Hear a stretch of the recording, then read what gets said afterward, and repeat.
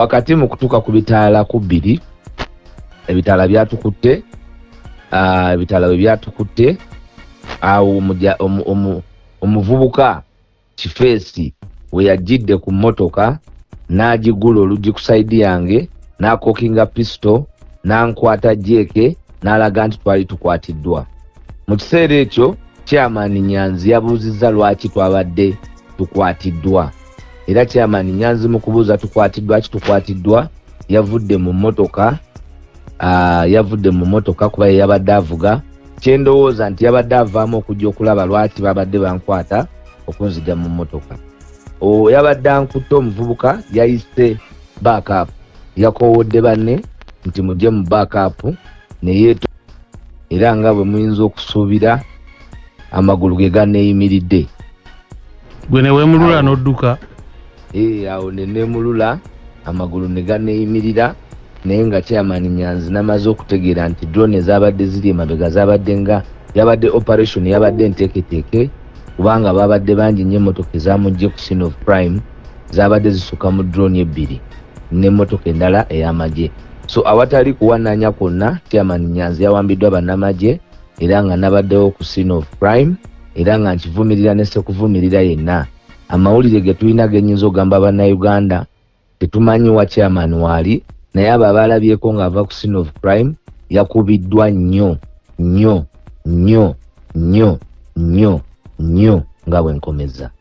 Era twongere okumusabira kubanga ku myaka gye bw'abanga abantu nga bwe bannyonnyola, Chairman Nyanzi yakubiddwa nnyo.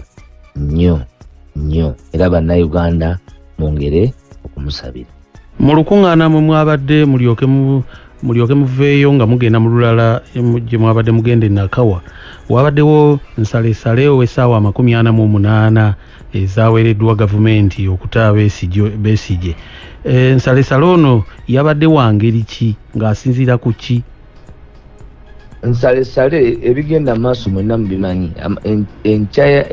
Mu makya g'olunaku lw'eggulo omwagala w'abangi Kyagulanyi Robert Ssentamu yayolekedde n'abannakibiina omuli akulira oludda oluvuganya Honorable Joel Ssenyonyi mukama wange omwogezi w'ekibiina, omuli David Lewis Rubongoya, omuli Winnie Kiza n'abakulembeze abalala bayolekedde Luzira mu kaweefube w'okulaba butya Dr. Kano Warren Kiza Besigye bwali.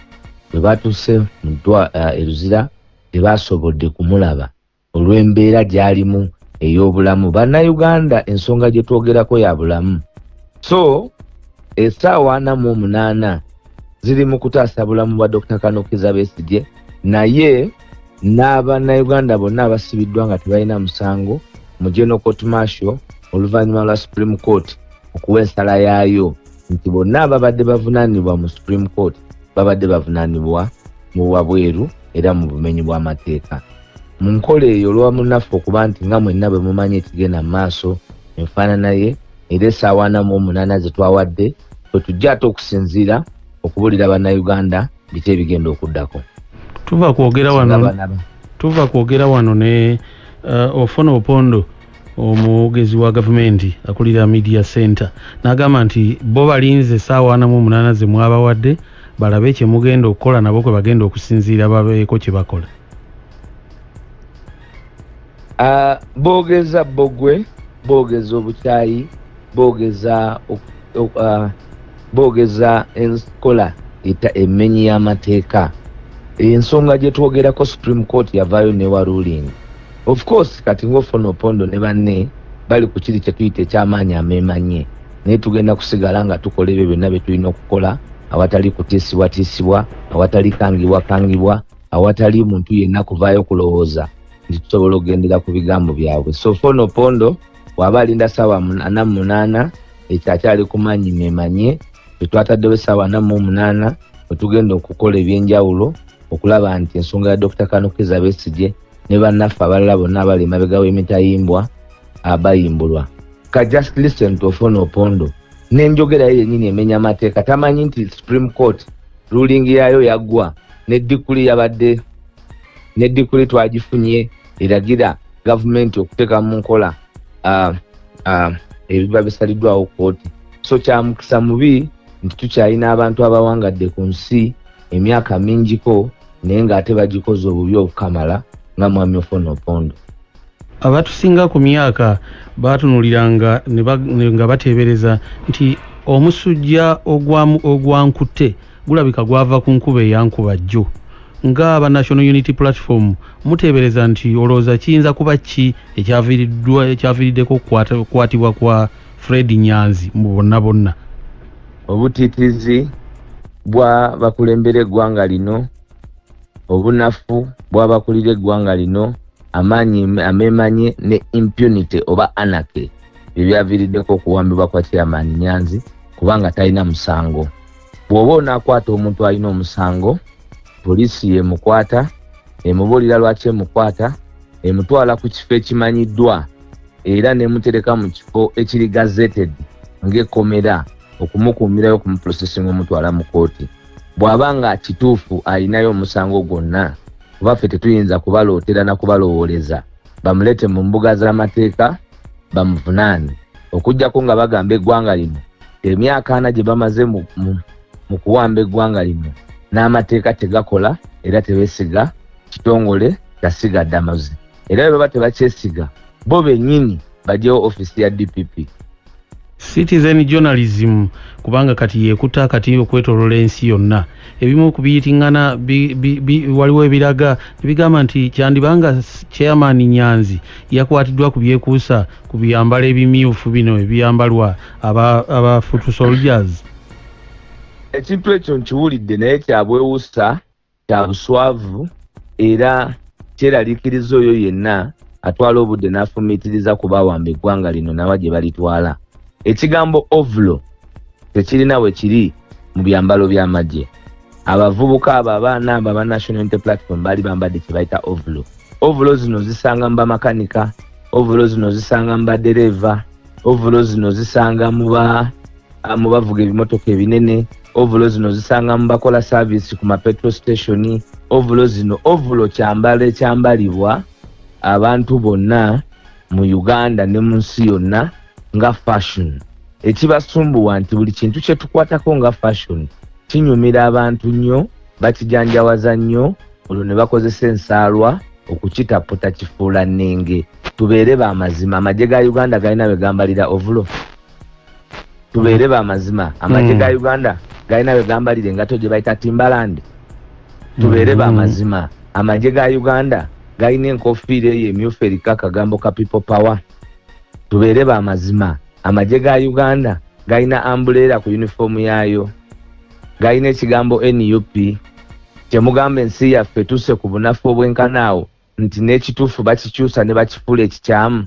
Boogere mazima nti the organizational ability, discipline gye baalabye, obwetowaze, obukakamu bw'abo abawagira National Unity Platform n'empisa ze zibatiisizza n'okwewuunya kitya bwe kiyinza okukolebwa nga bagamba nti balina amaaso balaba naye ng'ekituufu tebalaba.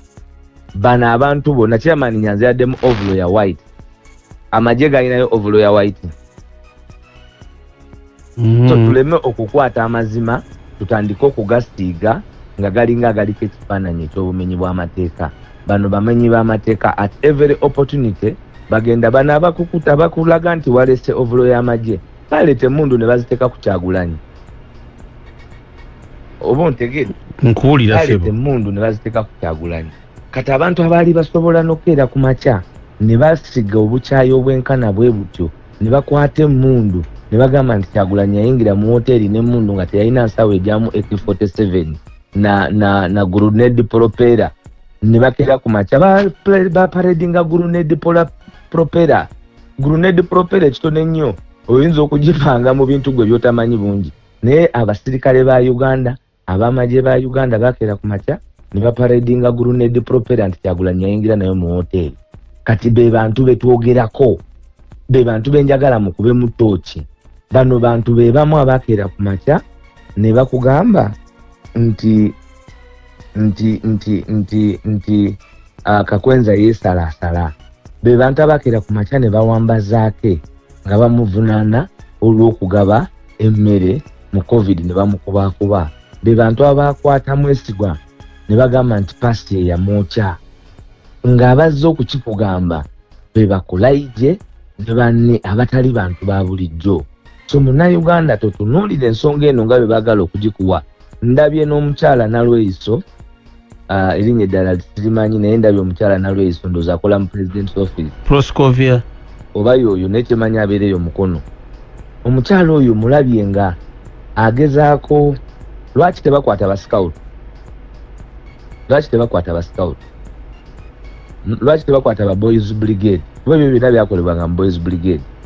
Okutya okuli mu gavumenti eno nti mulabye agamba paredi ayita omwagala w'abangi akaana kale gwe oli jjajja tetujja kusigala nga tukuwa ekitiibwa kya jjajja naye abantu mbawe ekitiibwa.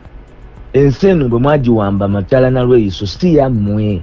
Ogenda kufugireka ate ogenda kugirekawo tubeerewo n'abazzukulu bo tubeerewo n'abaana bo kuba oli ozadde eri gy'obeera entwetwe entaawo era olinayo famire si gwe wekka yazaalibwa era ojjako era ku makya bakuziike mukyala Proscovia nga bwe twaziika Tumwine nga bwe twaziika Lokeeti. Temugenda kukeera ku makya n'ensi ebeere yammwe mwekka. Mugenda kufa naffe tugenda kufa naye ffe ekyenjawulo bwe tulifa tulibeerawo nti twabalwanisa mwe Banalweyiso. Kubanga gwe ku myaka gyo bw'oba toyawula magye. Kyagulanyi Robert Ssentamu omwagala w'abangi yagambye nti muli magye gaddala. Buli Munnayuganda mujaasi. Afuuka atya omujaasi alina ogenda mu training ne bamuwa ennamba. Kwabo kwabaddeko alina ennamba. Proscovia oyo gw'oyogerako mpulira nti bagamba mujaasi. Simanyi yagabanga mmere, simanyi yalenganga buugi, simanyi yatyabanga nku. Ye si jeno. Eyatyaba enku si jeno kati. Tweyanziza nnyo Wayiso. Eyatyaba enku si jeno. So balekeraawo okufuula ensi eno nti abantu bagamba bagenda kukwata buli mubamuti nange bajje bankwata. Eyatyabanga nku. Alex.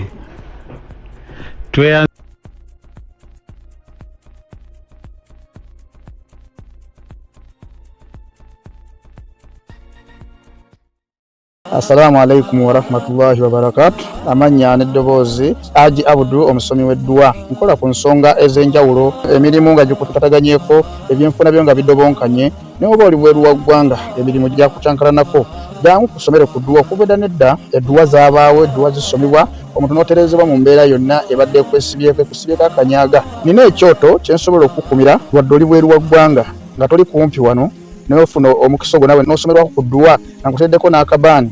Allah ajja kusaasira ajja kwanukula.